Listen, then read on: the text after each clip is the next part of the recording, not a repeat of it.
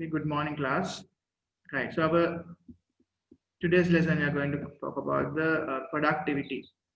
Productivity. Productivity in the sense, everyone wants to increase the productivity. Productivity and efficiency means like very like connected topics. The organizations mainly when we are involving in the organization day-to-day running of the organization. The productivity always is a matter. So matter of productivity. Mainly we have to find out what is the productivity, how to calculate the productivity, and what are the methods that we can improve the productivity. Because this factor we want to improve, we want to increase, because higher the productivity means higher the profitability also, output also. Let's say so productivity in the sense business organization want to see use their resources efficiently as possible. Output can be increased if productivity increase. Productivity means how much per unit of input, how much of output you can produce. So you can see the definition, the glossary, you can see the rate at which goods are produced and amount produced, especially in relation to the work, time and money needed to produce them. That's the productivity in the sense, rate of which goods are produced and the amount produced, especially in relation to the work, time and money needed to produce them. Like that. So that's the productivity definition. There are two kinds of productivities are there, labor productivity and the capital productivity. So anyway, the productivity, the main method of calculating productivity, you can see the output divided by input. Output divided by the input. So productivity can calculate like this formula, total output divided by total input. So if it's the labor productivity, we calculate total output produced by the labor and then divide by number of workers in the factory or something. Example of involving the calculation of labor productivity, look at this. A factory using look at this example. There's a racing cycle, producing racing cycles, and they employed 20 workers in 2015. During the year, a total of 12,000 cycles were produced, and then 2016, 4 more workers were employed, and total production rose to 15,000, 12,000 to 15,000. What was happened to the labor productivity over the 2 years? So 2015, their productivity was 12,000 divided by 20, 600 cycles per worker. Now 2016 labor productivity is 15,000 divided by 24, that is 635 cycles per worker. 635 cycles per worker. So over the 2 years, labor productivity has increased at the cycle factory from 600 cycles per worker to 625 cycles per worker. Like that, you can see now increase. So 600 to 635 should be 35 cycles. So mainly additional productivity can calculate. This is very important for decision making and everything. Productivity is important to calculate this. Who calculates this? Operation manager. Operation manager. Always the person, organization want to keep the always productive workers. Non-productive workers, they want to always, whatever, they want to dismiss. They want to reduce. That's the organization way, because they don't want to keep unproductive workers. That's why normally there is a time, there is a way that normally organizations, they are keeping labor productivity wise. Always they like to have young generation. Always they want to recruit young employees, because normally that's why human resource manager also wanted to recruit, because they are thinking that operation and everything, production, always they have to work hard, hard working and everything is there. So this physical effort and everything, always the young crowd. You have a person who's like 20s and 30s. That guy's energy is very high compared to a person in 50s and 60s. Therefore, organization wants to hire always very young employees for the organization. But if it is a manufacturing organization, right? But if it's a like administration role, sometimes they must have a good experience level, maturity level, decision making power, and some power of like a personality and some education qualification and everything. Therefore, sometimes they are going to hire recruit workers, like well experienced, like CEO portion of the organization. Sometimes they are hiring people around 50s or 45, about 50s and early 60s, like that, because those people have the capacity and the experience and the this one. We sometimes we call this situation called silver hair syndrome. Silver hair syndrome, because that mainly it's a decision making skill, conceptual skill. They are experience. Young people, they don't have experience that much, but they have physical capacity, physical power. Therefore, the organization, you can see sometimes schools, you can see a lot of young teachers are there, and sometimes in organization like hospitals and everything, a lot of young workers are there, and like a lot of organizations, yeah, the mainly like that's the very important thing to increase the productivity level. So there's another concept I talked about. The main labor productivity means total output divided by number of workers. That means that can divide by the total output divided by how many number of workers they use. Then we can find out what is the output per worker, how much is the capacity of that worker to produce. Okay. When talking about the next part, the business could also measure the productivity of its capital by calculating how much each unit capital produces. This is called capital productivity. It can be calculated by total output divided by capital employed. Total output divided by capital employed. So capital productivity also normally calculated by machine productivity, capital productivity, like that's output per machine, per machine. Previous one per labor, here per machine, per capital. Let's see this example, Uber. In 2015, Uber is a German-based container manufacturer decided that it must cut capacity owing to the fall in demand. The director said that it will shut down one of the 4 factories operated by the country. And they plan to close the factory with the lowest labor productivity, container manufacturer. So let's look at this table. It shows the factories in India, Germany, China, Brazil, and output levels and number of employees working respectively. Calculate the labor productivity on each of the 4 factories. Which factory should be closed down? When you're doing this small working, you have to divide the total output divided by number of workers in the organization. So you can see in this answer, you can see the screen. Total output of Indian factory 28,500. They have 150 workers, and if divided by that, you can see labor productivity is 190 per employee. And Germany is 54,000 divided by 270, 200 per person. China 255 per 1 person. And Brazil is 230 containers per employee. So like that, then look at that information, lower set productivity you can see from India. Then they say people is likely to close the factory in India. This factory has the lowest labor productivity at 190 containers per worker. This is how you have to calculate the productivity, guys. It's very easy decision. Output divided by number of employees, and they found the how much. But normally this calculation doesn't calculate any qualitative factors are not taken into consideration sometimes. Sometimes they produce this 190 with the difficult working conditions sometimes. Sometimes with the lack of resources, lack of infrastructure. But Germany, China, Brazil, sometimes different working conditions.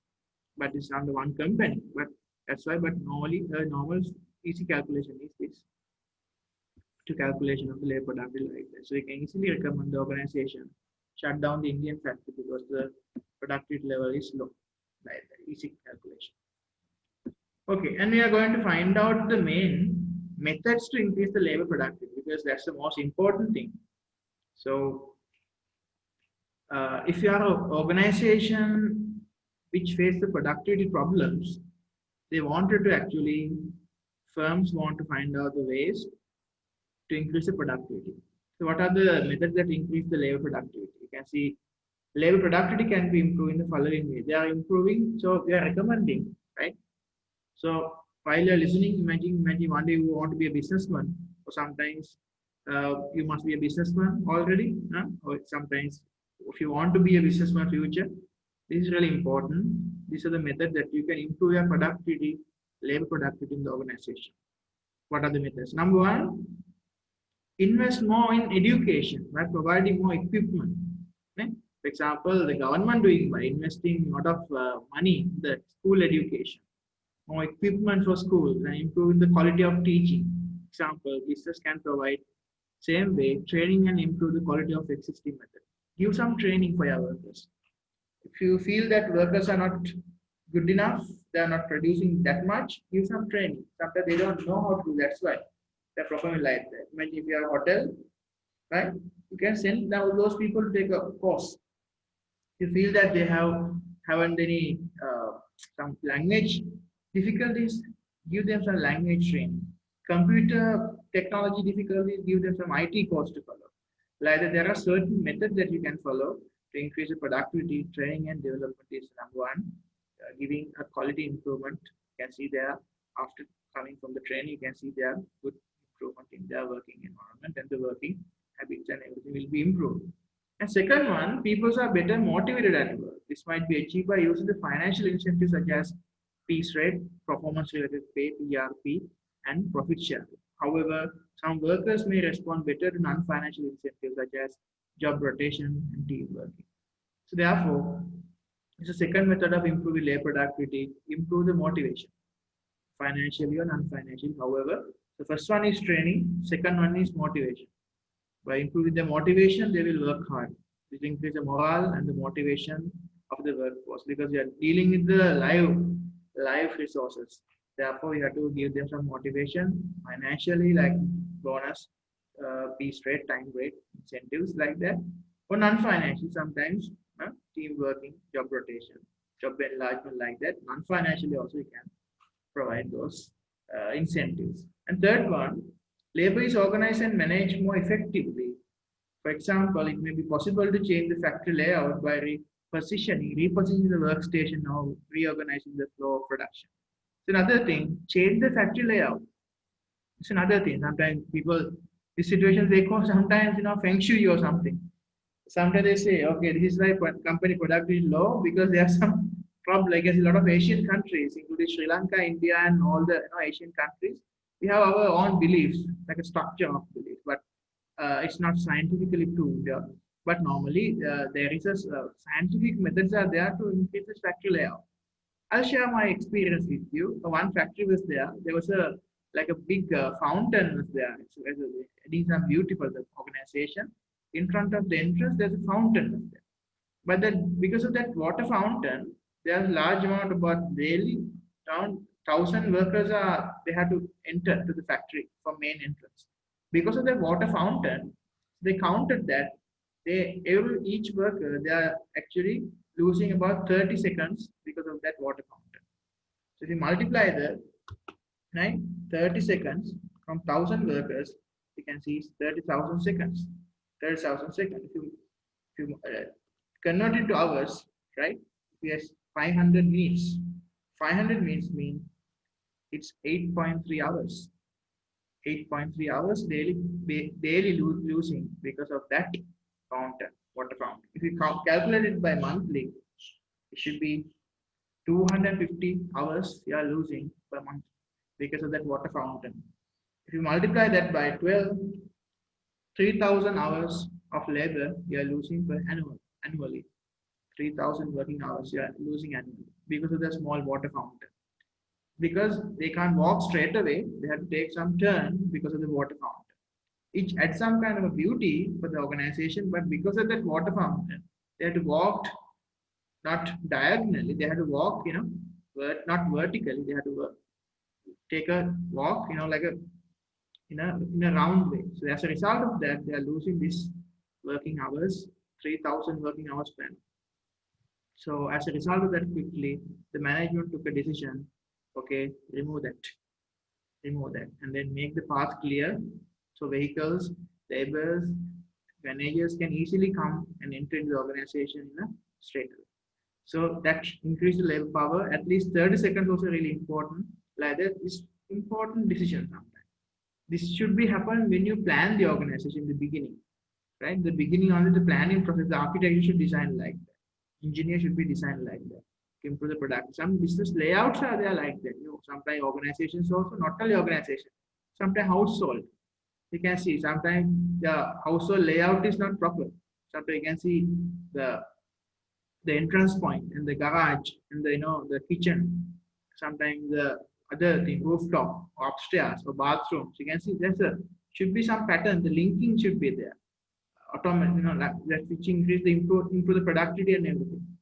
Something. There are a lot of examples are there like that. So third one, normally what I want to say, to increase the productivity, what organization can do is reposition the workstation.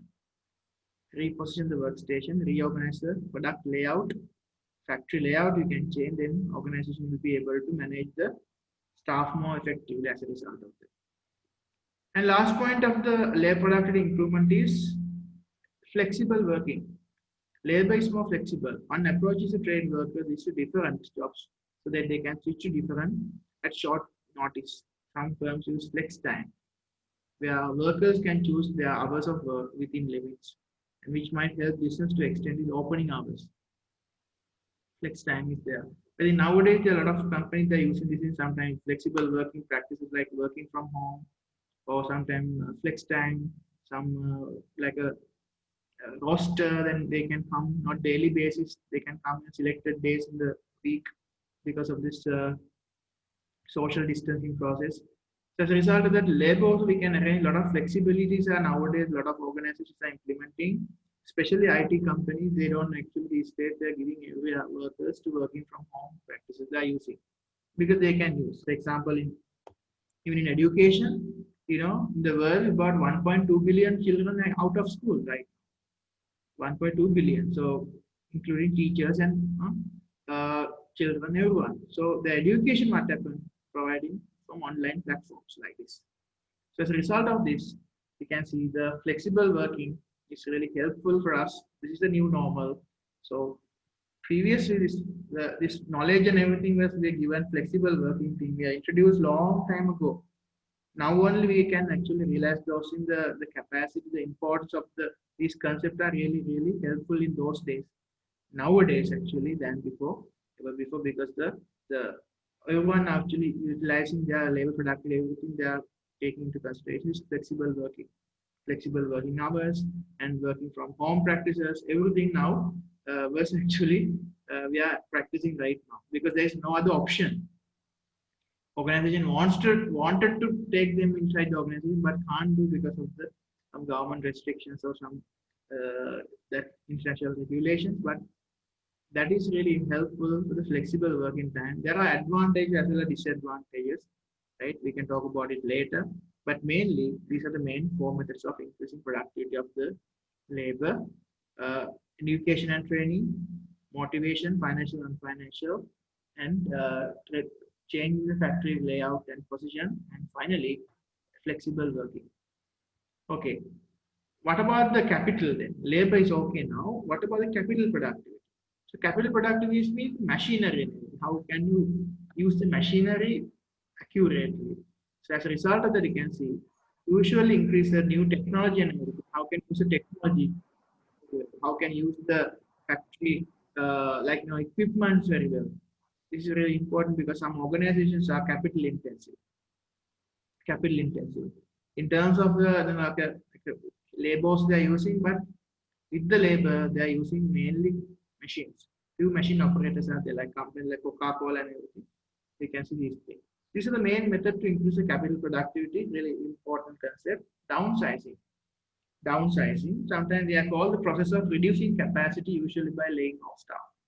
This practice also right now they are doing because of the not to actually improve the productivity, but sometimes to increase the profitability and reduce the cost and everything. Companies doing downsizing process these days heavily they are doing because of the company they don't have that much of orders and businesses, and as a result of that, organization thinking about downsizing, reduce the capacity, reduce the number of workers who are not that much more important for the organization. For example, in a school right now, you can see some organization. Imagine nowadays we don't need that much of like a maintenance.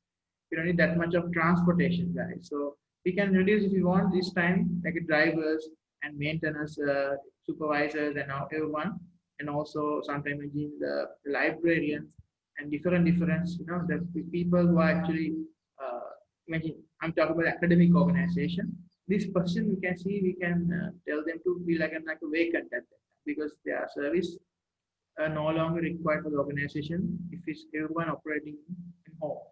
So if it's everything happening online, some physical services, for example, as I told you, the canteen service is no longer required. We don't need a canteen right now because no one is there, right? We don't need a library because no one can use a library. Therefore, that's why we are having alternative thing like electronic reference libraries and everything. There are ERO systems. And so this is thing. So downsizing in the sense sometimes we know this is called hair cutting, or sometimes it's called laying, or sometimes downsizing, business process downsizing. Mainly, some firms have tried to improve efficiency. This involves reducing capacity, that is laying off workers and closing unprofitable divisions. So sometimes we call this asset stripping also. Advantages of downsizing include cost savings and increased profit, and a learner more competitive operation with profitable parts of the business that do not subsidize unprofitable ones. So other things, downsizing is really helpful for an organization to get rid of the unnecessary costs, because they can mainly think about the core competencies of the organization. They can reduce the cost and increase the productivity. Okay, second one is relocation. Relocation coming like a change the location, the premises, like example, location in China, or similar reason. Business often relocate their operations to improve efficiency. By relocating, firms can take advantage of cheaper resources such as lower rent, lower wages, or lower transportation cost. Yeah. Example, number of multinational companies have located all for call centers in India to take the advantage of cheap skilled labor. Also, a number of firms have located factories in China or similar reasons because of that, because of cheap labor. Relocation, sometimes relocation strategic benefits, sometimes transportation costs can reduce, right? And infrastructure facilities are there. So access to labor is really good because of that. The change in the location, relocation decision, right? That will be a very strategic long-term decision to improve the productivity. Imagine if you're coming to school from far away. Imagine take like every day 1 hour to travel from home to school, and how much up and down daily, how much 2 hours you have to travel. 2 hours you have to travel. So 2 hours me, imagine multiply by 20 per month, then 40 hours per month you are in the vehicle. And if you calculate by 12, so 480 hours actually you are spending in the road for the transportation. So if you actually schooling for 13 years like that, it's 6,240 hours you are spending in the vehicle. 6,240 hours per year you are spending in the vehicle. I'm talking about the average 2 hours you are spending in a transportation method. It can be a vehicle, it can be your own personal parents' vehicle, or it can be a school van or school bus or whatever. So that means 6,240 hours per entire schooling hours. So if we talking about that, if you divide by 24 hours, that is 260 days. 260 days. So it's almost like a 1 year. That means your entire, like 1 year of your life, you are spending for transportation. So like that, so that's the thing, the productivity can be improved. That 1 year of your life, you can utilize in some other thing. That's why sometimes your for education thing, sometimes your sports and extracurricular, or sometimes for a business purpose, sometimes can be you can utilize that time for another do some other course or something like that. So this is a relocation decision. That's why if you change your place to a short distance, like a walking distance area, let's say for like a walking distance from home to school premises, home to working premises, like within 10 minutes walking, 10 minutes walk, 15-minute walk, that will be a strategic decision. The relocation will be really good. Because why? Then you don't need to spend that much time on transportation. You can quickly come and you can quickly go back. So that's the relocation decision, really important for organization as well as normal individuals. And outsourcing is another one, BPO and KPO. What is this concept of outsourcing? Outsourcing means contracting out of work that might otherwise have been performed within the organization to other businesses. So outsourcing sometimes we are using, you can see sometimes canteen, security, cleaning, and maintenance. Sometimes we have say sound engineering. Sometimes we call the sometimes setbacks. So everything you can see everything sometimes which is not core competence of the organization, we can use to outsource company. Right? You can see a lot of example like that. So our canteen service outsourced, cleaning service, janitor service outsourced, and then security guards, security service outsourced, and then maintenance sometimes we outsource, and sometimes when there's event or something coming up, then all the tents and the stage and everything, lighting, sounds, everything we can outsource to some companies for a fee. No need to employ them 24 hours. Always, need to employ them like permanent staff because those requirements come in like very rarely only, like once a year, twice a year, or sometimes, regularly. Sometimes you have to keep them some canteen or security always there 24 hours. But it's always better to give them some professional, specialized organization who know the security and everything, like KJO, different companies are there in Sri Lanka. So they are specializing on providing those services. So it's very easy for us to tell them to do provide those services for a fair charge.